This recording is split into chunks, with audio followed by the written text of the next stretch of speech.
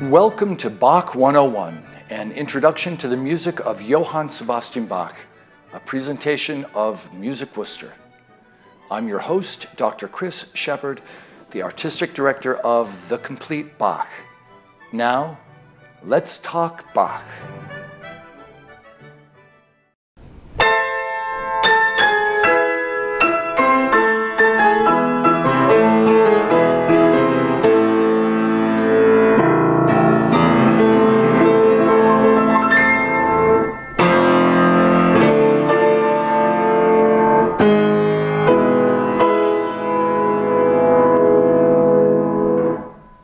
Okay, now that we've gotten that out of our system, let's forget all about your probable conception of what a concerto is. That was the very famous opening of Edvard Grieg's Concerto in A minor for piano and orchestra. Or perhaps I should say piano against orchestra, because so often our subconscious idea of a concerto is that it is for a solo instrument almost contending with an orchestra. Sometimes playing together, yes, but often almost competing with or striving against the mass of sound that a modern symphony orchestra produces. We can trace this genre of the flashy solo concerto from the violin and piano concerti of Haydn and Mozart through the much more dramatic 5 piano concerti of Beethoven, all the way through the 19th century to the very famous piano concerti of Rachmaninoff.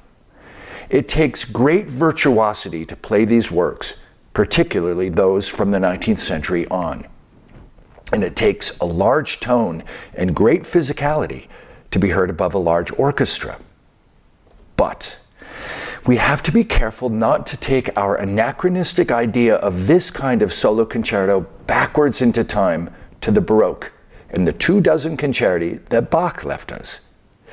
But interestingly, that idea of contending with, or vying with, or striving against isn't entirely anachronistic. In fact, the Latin certare root of the word concerto does mean to fight, strive, or compete. But the prefix con, meaning with, is the key to understanding the Baroque concerto. It is the idea of striving with, contending with, not against. We have talked time and again in these podcast episodes about the supreme importance of the idea of contrast in Baroque music. We've talked about the contrasting subjects in fugues, for example. We've talked about contrasting choices of instrumentation and voice parts in Bach's solo vocal music, such as in the cantatas, the passions, the masses.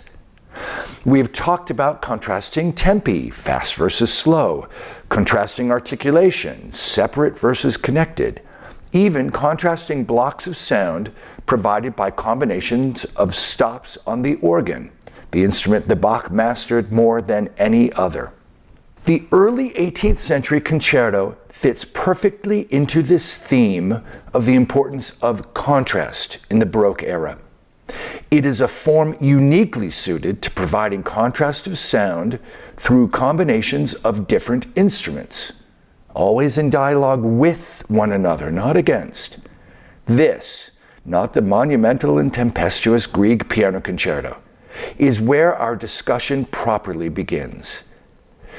As we discuss the history of the concerto, which emerged in Bach's teenage years at the end of the 17th century, let's always keep in mind the importance of the idea of contrast to the genre and the sense of collegiality inherent in it, never confusing it with the highly virtuosic concerto of later centuries, where the orchestra always feels somehow subjugated to the soloist.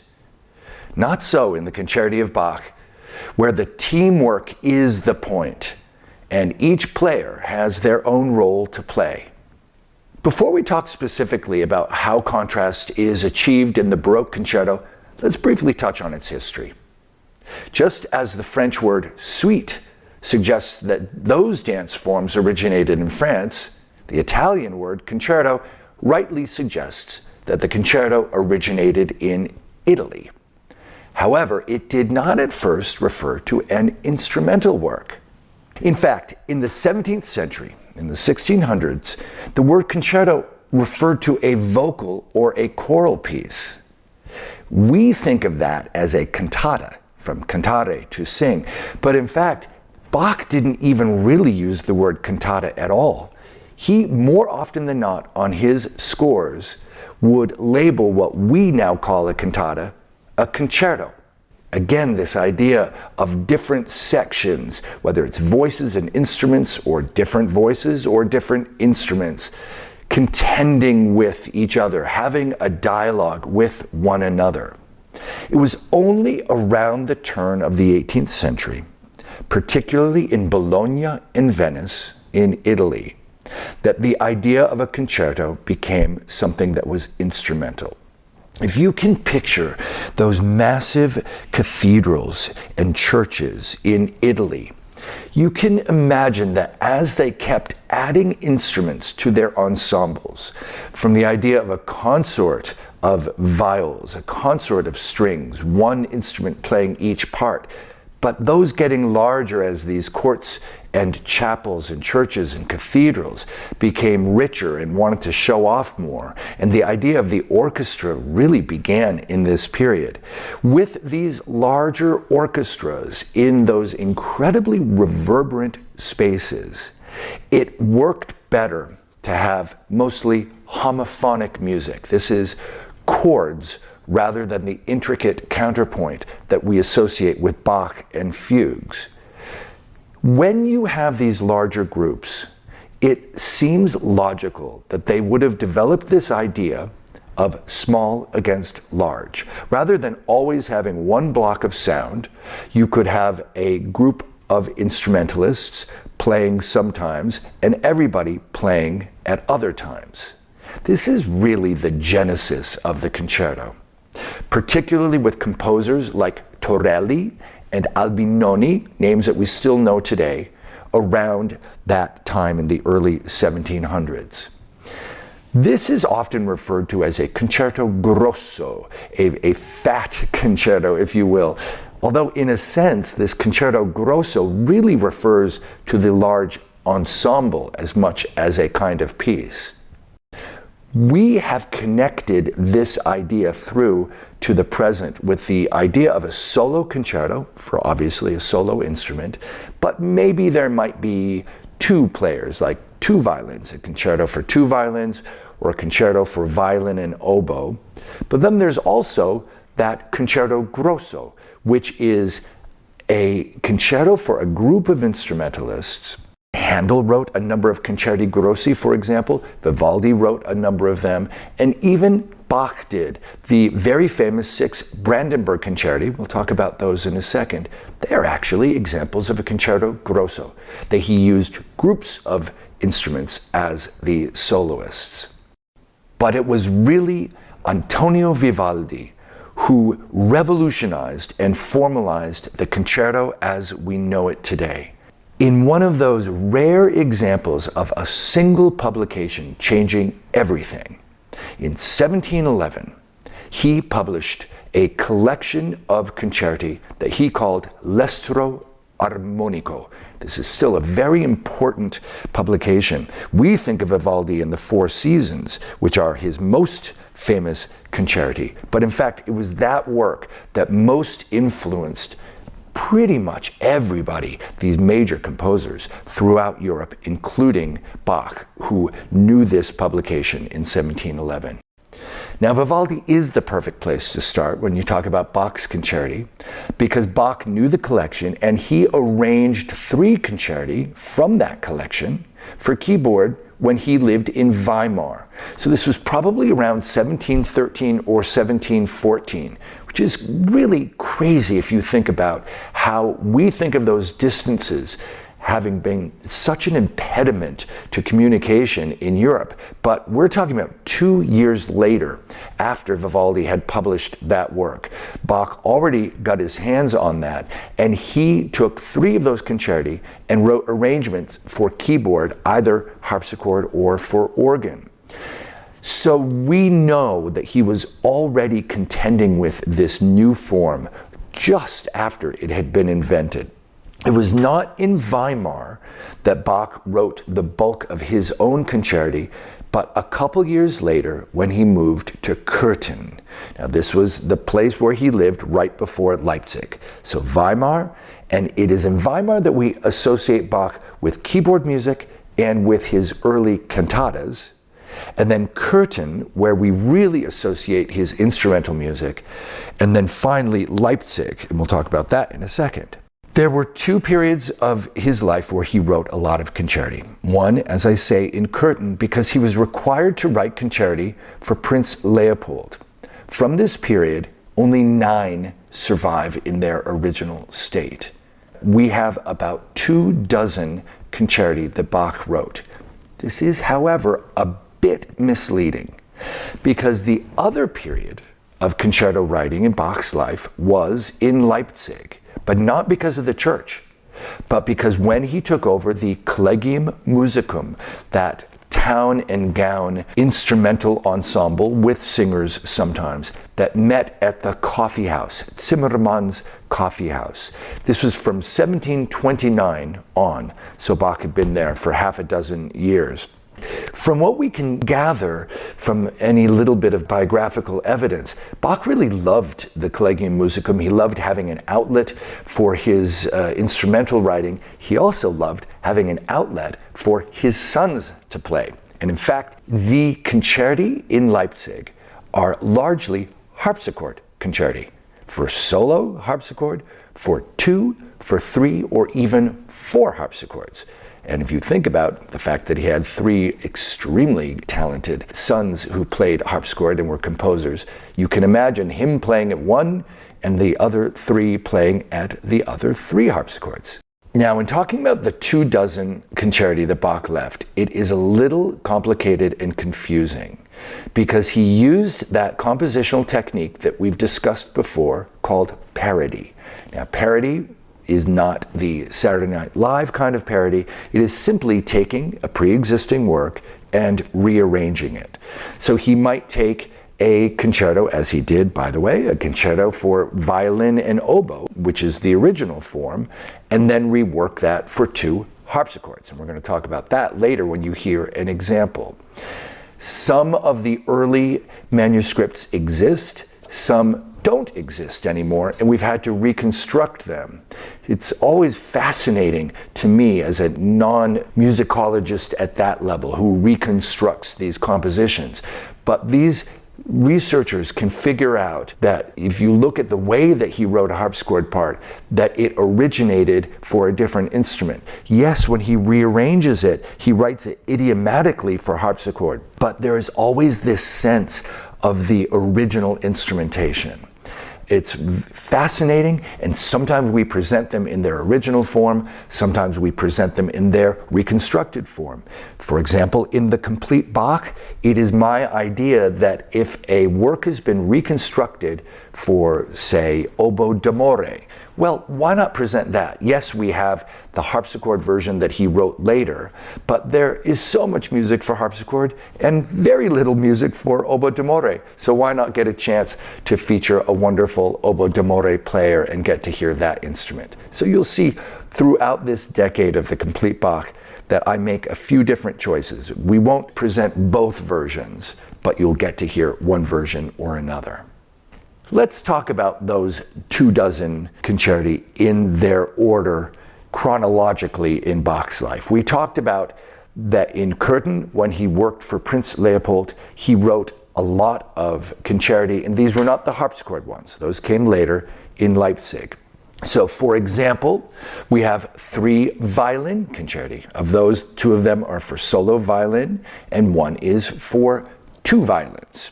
And then there are the solo instruments that I talked about earlier. There's the violin and oboe concerto. And then there are 2 oboe or oboe d'amore concerti that have been reconstructed. And then there's one that we don't even know whether it's violin or oboe, but has been reconstructed. The idea is not, as I rattle these off, that you keep track of them, but just the sense that in Kärnten, he tended to write for non-harpsichordists, for violinists, or oboists, because clearly in that court orchestra he had wonderful players. perhaps more important than those concerti are the 6 extremely famous Brandenburg concerti, so called because he wrote them for the Margrave of Brandenburg. There are 6 of these, and there are different combinations of soloists for each of the 6. We will do an Unlocking Bach episode about the Brandenburg Concerti when the Sebastians come to perform. So we are not going to talk about those in any great detail today, except to say that they are among Bach's most glorious, most extraordinary, most inventive music. And as a sidebar, I would say that apart from the Gloria of the B minor Mass, which you always hear at the beginning of all of these episodes, the other work that made my brain explode and made me fall in love instantly with Bach is the Second Brandenburg Concerto for trumpet, recorder, oboe, and violin. I just think it's an amazing piece of music. So, half of the concerti come from those years in Kärnten at the end of the 1710s and leading into the 1720s. And these works are not largely for harpsichord. And then, fast forward to the 1730s, and Leipzig and the Kollegiummusicum at Zimmermann's Coffee House, and that is where you get the harpsichord concerti. There are 7 for solo harpsichord, and then 6 for multiple harpsichords. But so many of those concerti were reworked from the original ones in Kärnten. So that's really what you need to know as an overview about Bach's concerti. Think of them in 2 sets, in Kärnten and in Leipzig, knowing that Leipzig is basically harpsichord, Kärnten is basically non-harpsichord, and also the pinnacle of all of them are the 6 Brandenburg concerti. That is an overview of what Bach wrote, but now let's go back and talk about the Baroque concerto itself and what are the elements that go into that. And then we circle back to Bach and look at a couple pieces so we can really hear how this plays out. As we shift towards looking at those 2 pieces, let's just remind ourselves again how important the idea of contrast is in Baroque music. With that in mind, there are 2 key areas of contrast that are especially important in concerto writing. The first is the most fundamental and etymological aspect of a concerto that we discussed at the start. That sense of 2 blocks of sound vying with or contending with each other. This is the instrumental contrast in the concerto. Whether it's a soloist, a pair of soloists, or a group of soloists in that concerto grosso, that is 1 block of sound, and the orchestra is the other block. Not surprisingly, we have 2 Italian words to describe these blocks. The solo block is called the concertino, and the larger orchestral block is called the ripieno. The word ripieno means full, and in the Baroque concerto, it really is literally the full ensemble, meaning both the soloist or group of soloists and the orchestra. This reinforces the idea that it's not like that Grieg piano concerto, the soloist out in front of the orchestra, the star of the show. Obviously, the soloist or concertino group is more visible and has more to do in a concerto, but it is not primarily about their virtuosity and star power. It is the contrast of blocks of sound that is more important in this era. So you get this sense of everybody playing together at the beginning, and then a soloist or a few soloists just step out of that ensemble and then step back into it. So collegial in the way in which they work together. Instrumental contrast is the most obvious kind of contrast in a concerto. It is visible in live performance, and it is always audible, whether in a recording or on stage.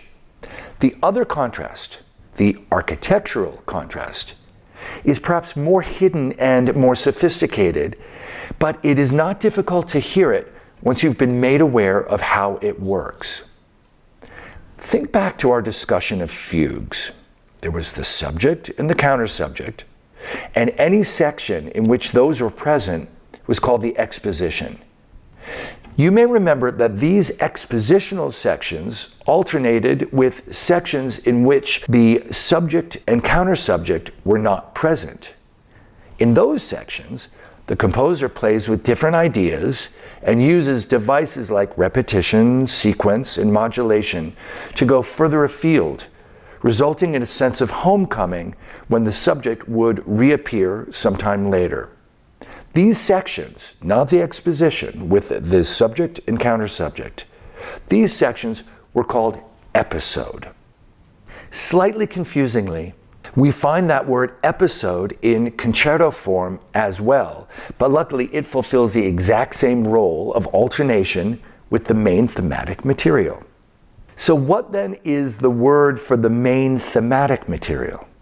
In a concerto, this is known as the Ritornello. Exactly as the Italian word suggests, this is the material that returns, ritorno, that returns throughout the concerto movement. It creates pillars that, in alternation with the more adventurous episode material, creates a larger sense of structure, just like in a fugue, which was exposition episode. In a concerto, it is ritornello and episode. In a moment, we will listen to an excellent example of a ritornello movement, and you'll see exactly what I mean by the constant return to the original material.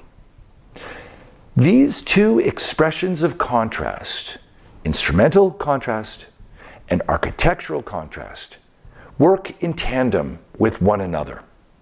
The ritornello will generally feature the full ensemble. Remember, that's the soloist joining in with everybody. And the episode section will feature the soloist or concertino group playing music that is more difficult, more harmonically far-ranging, and more complex. So in this sense, it is an interlocking model, that you get that instrumental contrast, but it is used in a way to reinforce the architectural contrast between the ritornello and the episode. By the way, there's an interesting side note to this idea of the alternation between the ripieno and the concertino group. Keep in mind that both Vivaldi, who essentially invented this style of concerto writing, and Bach, who might be said to have perfected it, they both worked with students. Vivaldi taught at an orphanage in Venice, and Bach taught in a boys' school in Leipzig. In general, the string parts for the ripieno are actually not especially difficult in the Baroque period. As I've mentioned many times, I taught at a boys' school in Sydney, Australia that had quite an advanced music program and great string players, and we were able to play lots of Baroque concerti. The solo parts are really quite difficult, but not the ripieno parts. This meant that the younger students, partway along on their musical apprenticeship, were able to play in the full orchestra, while the more advanced players, sometimes Bach's own sons, they would take the solo parts. This was eminently practical. We should never forget that music writing and music making was nothing if not practical in pre-Romantic music history. These were not composers writing music for the ages in an ivory tower. They were working artisans and craftsmen who needed to produce and perform a great deal of music for the patrons who paid their salaries and provided their housing. Speaking of practical, we always turn to Bach's own music in these podcast episodes because that's the best way to understand these vocabulary words in context. We're going to look at two examples today that will allow us to see these two kinds of contrasts in concerto, contrast of instrumentation and contrast of architecture. Although the contrast of instrumentation is the easier one to hear straight away, I actually want to save that for the second example. This is because the structure of ritornello form is so important to understanding the concerto that we should take time for that first. And in fact, I'm not even going to use a concerto example for that. We will actually hear the opening prelude from the third English suite in G minor. By using a keyboard piece, we don't need to worry about who is playing when, and we can concentrate on the alternation between those ritornello and episode sections. Incidentally, just as we have seen with the pervasive nature of fugues, as well as the dances from suites throughout Bach's music, not just pieces marked fugue or suite, Bach uses ritornello form in many different kinds of pieces, not just concerti. It is such an important musical form for Bach that we should take time to understand in just a little bit of detail how a ritornello works. By the way, I should mention that the musical material in a ritornello is often not especially melodic in the usual sense of the word. Instead, because the entire movement is about exploration, development, and variation, the thematic material is often more like a series of musical gestures rather than a long, hummable melody. This is especially important for Bach, the master of germinating a small musical seed into a full flower of a movement. In fact, it is often said tongue-in-cheek that Vivaldi didn't write 500 concerti, he wrote one concerto 500 times. Well, given the extraordinary range of what Vivaldi wrote, that's unfair. But it is true that Bach's limitless inventiveness means that each concerto that he wrote is unique in how it explores and exploits the instruments that he was writing for, always aiming to squeeze every ounce of contrast from the movement that he was working on. It is Bach's desire for cohesion, so that everything always feels connected back to that initial seed that distinguishes him from the other great and prolific Baroque composers like Vivaldi and Telemann. So, let's examine ritornello form and how Bach creates contrast, while at the same time creating his signature, sophisticated, unified, and inventive music. There are 3 different sections in a ritornello, and like so much else in music theory, they are essentially A, B, A. The initial material, a comment on that initial material, and then a return to that initial material. In ritornello form, the first section in a ritornello presents the thematic material and establishes the key. The second section explores that initial musical material, generally using sequences to take a motive and move it up or down.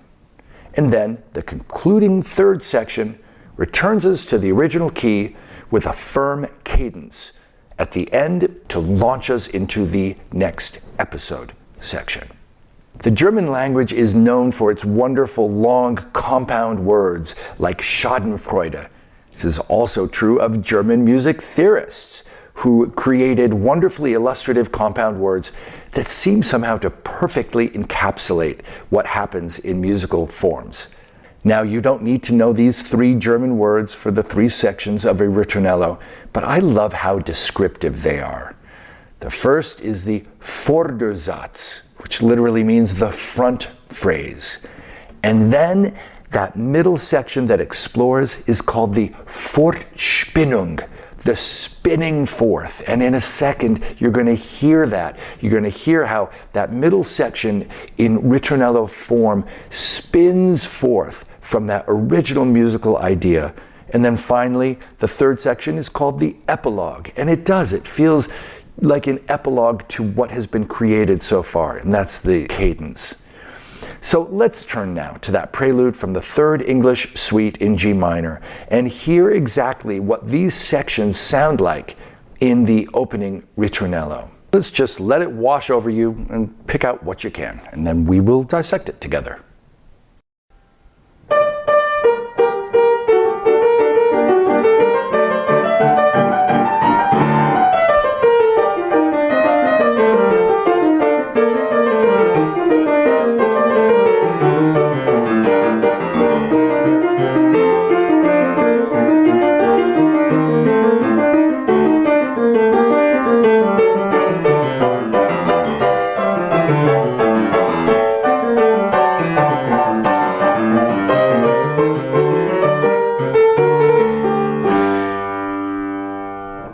I do think that most obvious is that epilogue, the idea that it cadences at the end.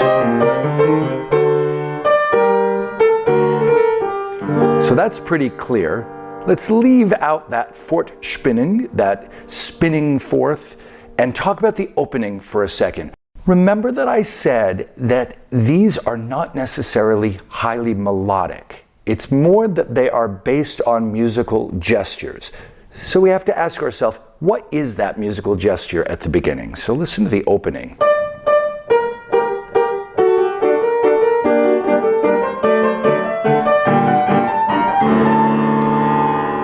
There's something about this movement that I really love because there is a sort of reckless, headlong spilling of scales throughout here.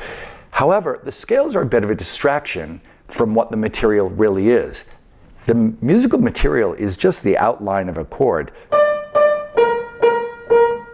and not even the full chord. Let me follow that element through the opening and leave out all those little scales.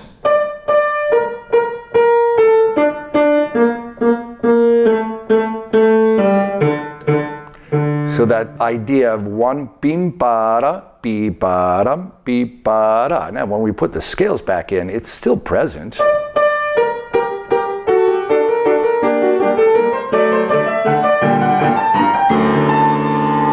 The reason that it's important to see that is keep in mind that the episode section takes the initial seed, that motive, that musical gesture from the beginning, and plays around with it and varies it and does different things to it, but it does keep it more or less intact. So listen to that opening one more time.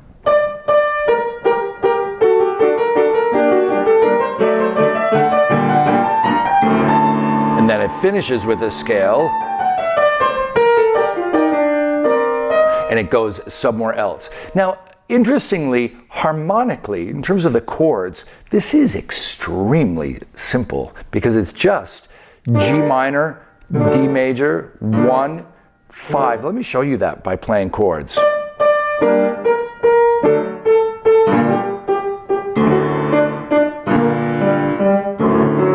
But again, those wonderful scales that are swirling around it, they mask the simplicity of the idea.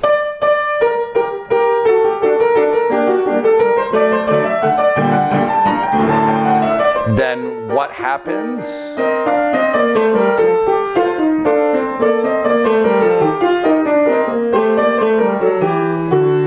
So this Fortspinnen idea. Now we talked these German words that you don't need to know, but I do actually need to know them.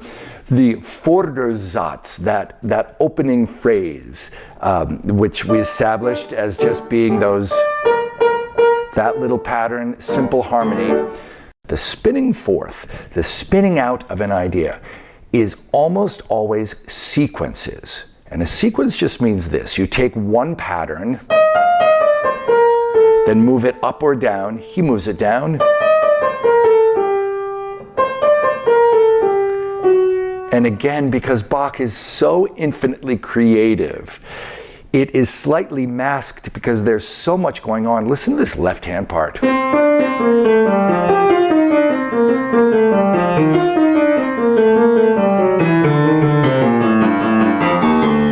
There's a huge range, a huge ambit of pitches in there. And that's where I say that to me it feels like it's spinning headlong towards the bottom of the keyboard. But it's still just a series of sequences. Let me show you. And then the next one, this, then it.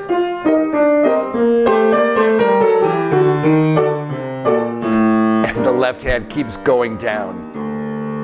But the whole thing, as I did in the beginning, I showed you how simple that harmony was. Let me show you what it is here.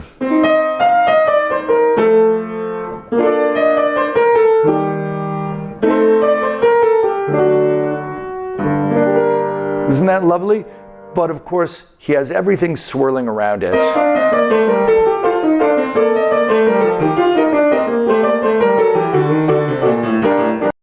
So that is in that second Fortspinnung, the spinning fourth, and then he does another spinning fourth, another series of sequences. Listen to this one.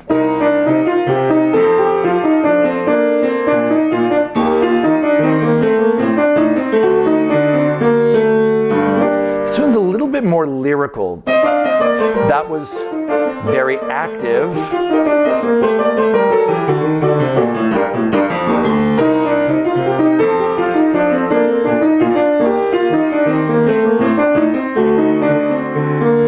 Almost this singing melody on top.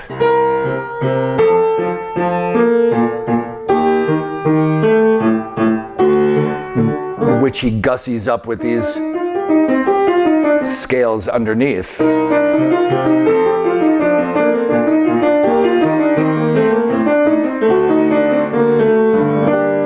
And that is so pretty and so lyrical that you could be forgiven for missing what might actually be the more important thing, which is the left hand there. Do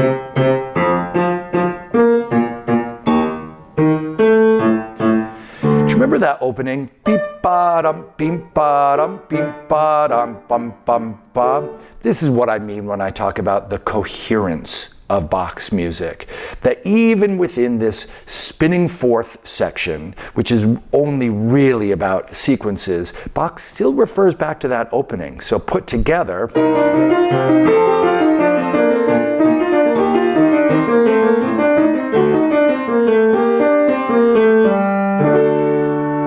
then we have the epilogue. What does Bach do for the epilogue? This is the final section there.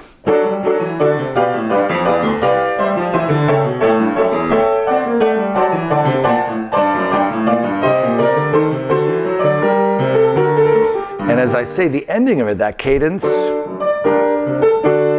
is very obviously a cadence, but he does something really interesting here.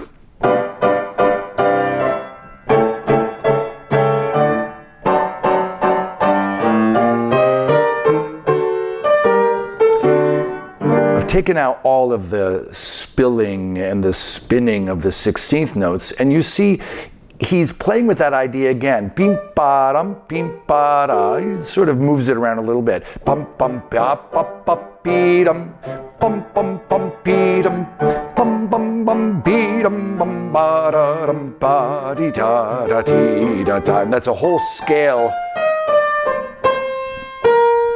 down to the end. So it's a little bit like the Fortspinning because they're sequences, but he's using it to return us back to that opening key. So listen to that opening Ritornello section in its entirety now. The opening, establishing the idea and the key, and then the Fortspannung, that series of sequences. The first one is, and then the second one, which sort of reintroduces B, the idea from the beginning. And then the epilogue, which is going to return us to the original key where he moves around with those chords. And then the whole scale down back to G minor. So let's establish that by going back and listening now to that full Ritornello from the beginning of the movement.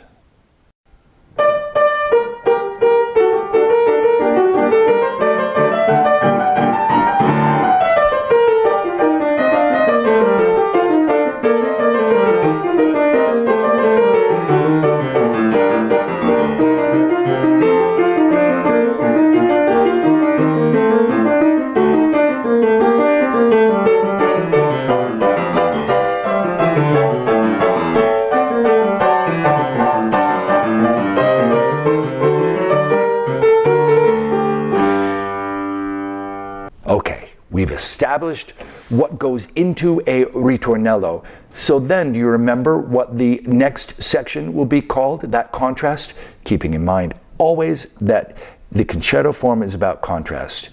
You may remember it's called the episode.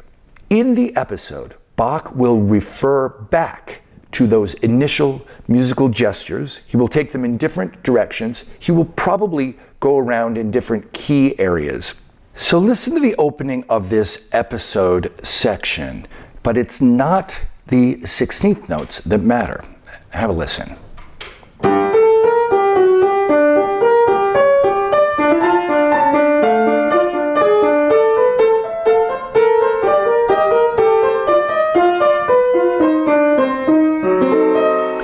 So do you hear this figure?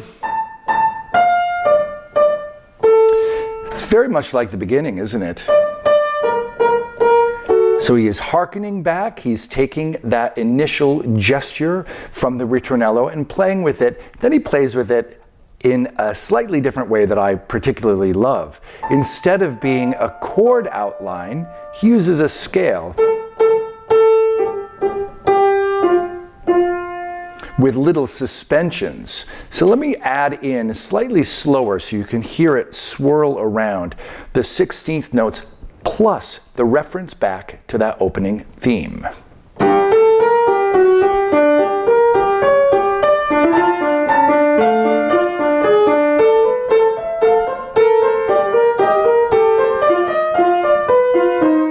And then something a little different, but what about this? Again, that is from that initial idea. Then he goes in a slightly new way.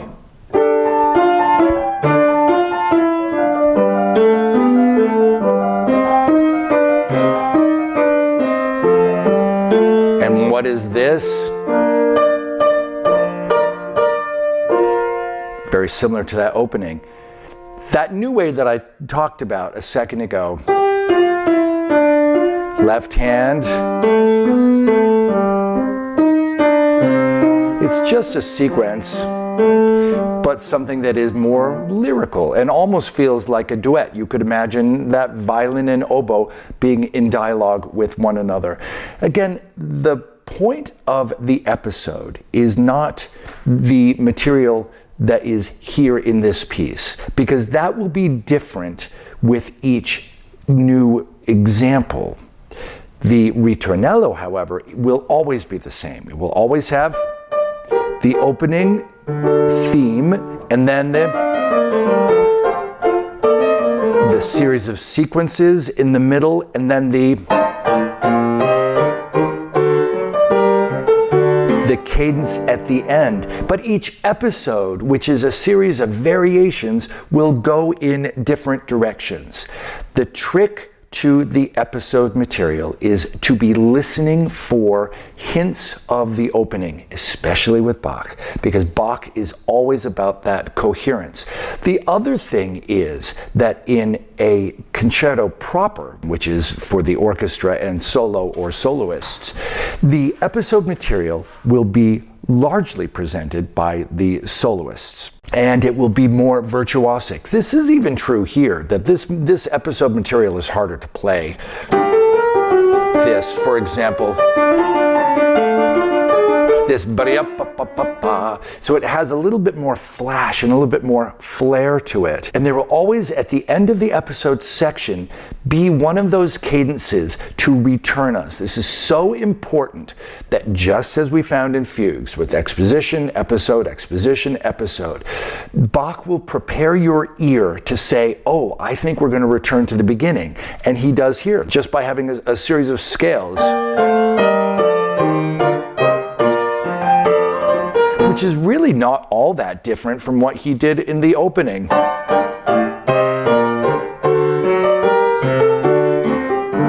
There is an interesting twist here. Can I show you? This is the end of the episode and then back to the ritornello, but a little bit different this time.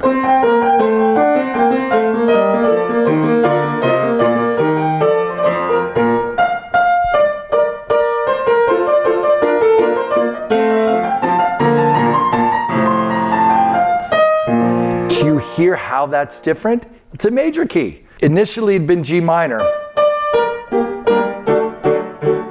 And here it is B flat major.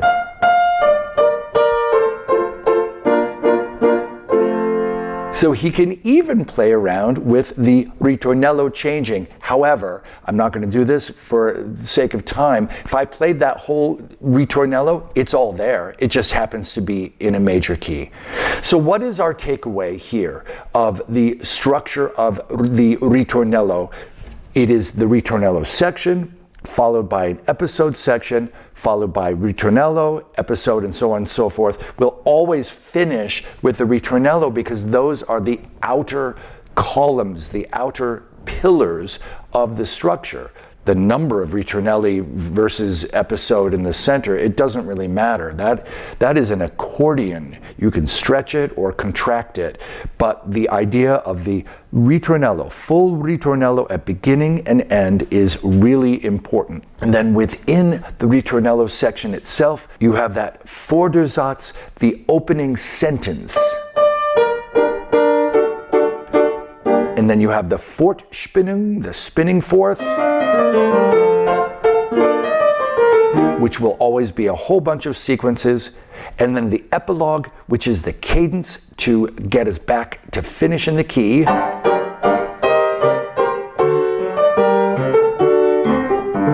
And then it will generally launch into an episode, except at the very end. So that is the architecture. We talked about two forms of contrast that make the concerto.